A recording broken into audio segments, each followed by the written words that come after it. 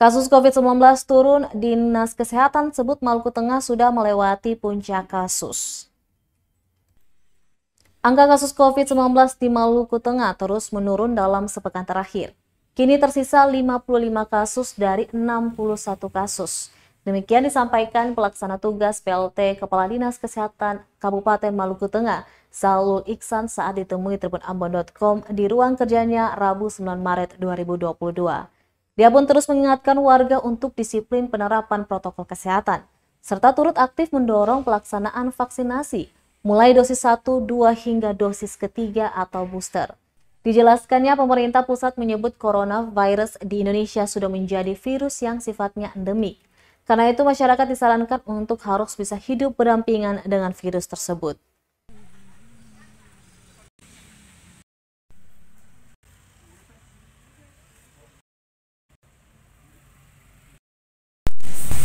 Ya, itu kita bisa mengatakan bahwa Maluku Tengah sudah melewati puncak kasusnya, dan kita harap demikian pandemi secara pelan tapi pasti sudah mulai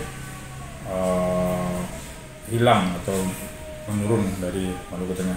Kita harapkan masyarakat untuk terus menjaga protokol kesehatan dan sesuai dengan anjuran Bupati itu tetap meningkatkan cakupan vaksinasi. Karena dengan vaksinasi tersebut kita akan mencapai herd immunity, dan seperti kita tahu juga informasi pemerintah, kita sudah mulai memasuki tahapan endemik.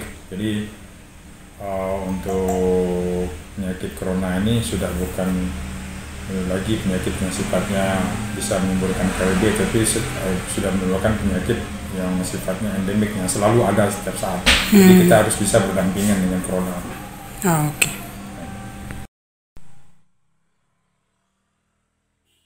Terima kasih sudah nonton.